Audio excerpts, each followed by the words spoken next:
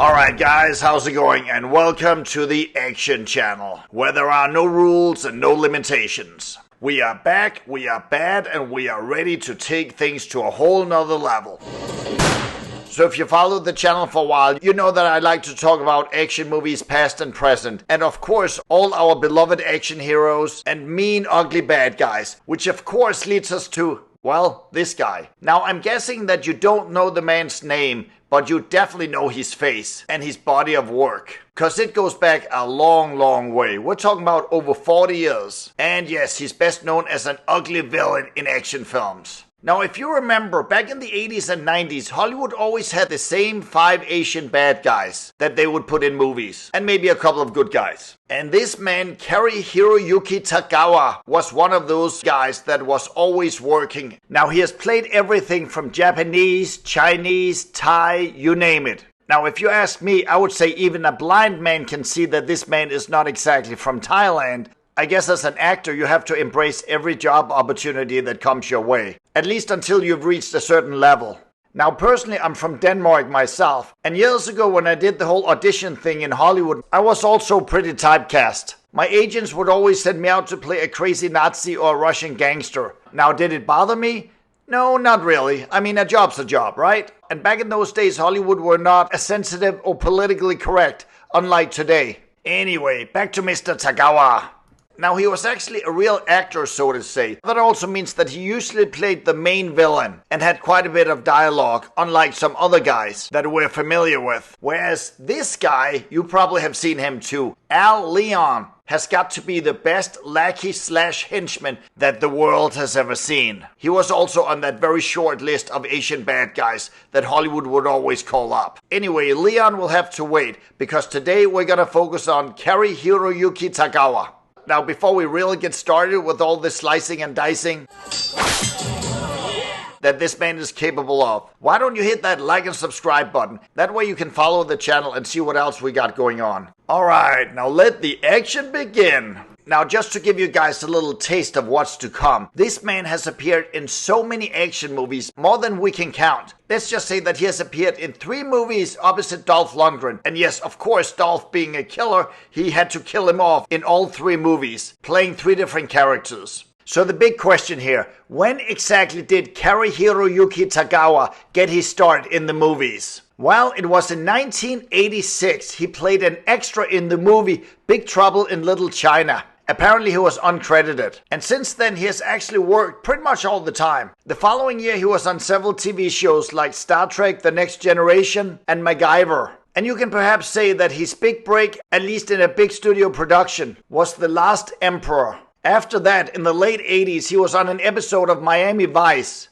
and the James Bond movie License to Kill, Kickboxer 2 and The Perfect Weapon opposite Jeff Speakman. But personally, I remember him the best as playing the main villain in the movie Showdown in Little Tokyo opposite Dolph Lundgren and Brandon Lee. And man, was he a great bad guy in that film or what? Today you'll probably look back and say, yeah, it was a little cheesy. But so what? It was the 80s and 90s. So looking back, they were supposed to be a little cheap and cheesy. Now, he also had a pretty good role as Eddie Sakamura in the 1993 film Rising Sun opposite Wesley Snipes and legendary Sean Connery. Now, in this film, he had the chance to not only show off his acting abilities, but also a great fight scene. And in a big Hollywood movie. Now, at the time in the early 90s, both Wesley Snipes and Sean Connery was on top of the world, or at least Hollywood. I'm a black belt, but of course you are there.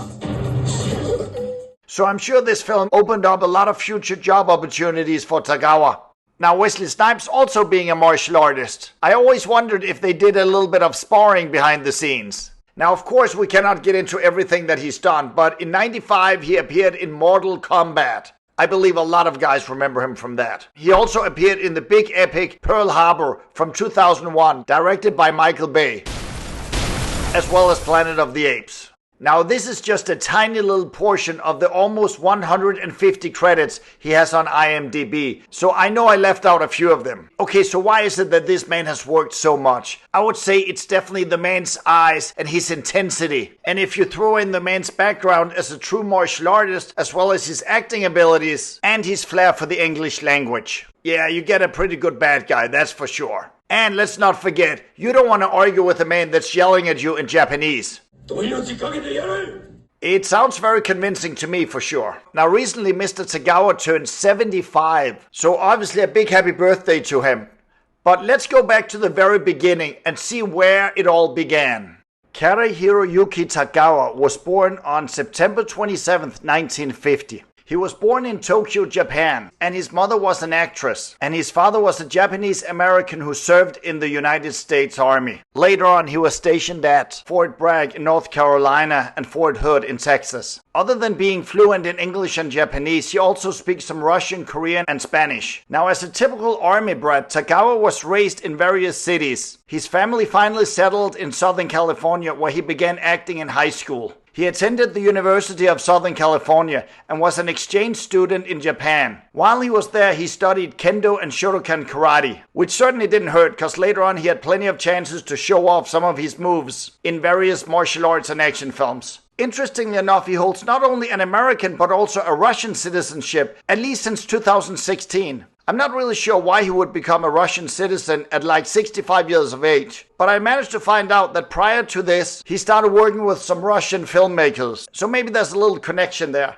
However, Steven Seagal, from what I understand, is also a Russian citizen. So again, I'm not really sure why these martial arts dudes choose Russia over, let's say, some other places in the Far East, for example, or at least some place with nice beaches. Of course, I should mention that this happened long before the war against Ukraine. According to Tagawa himself, he has mentioned that he originally started off as a healer before his career as an actor. I find it quite amusing since the characters that he has been portraying in the movies have been, let's say, the complete opposite of healers, more like the destructive kind.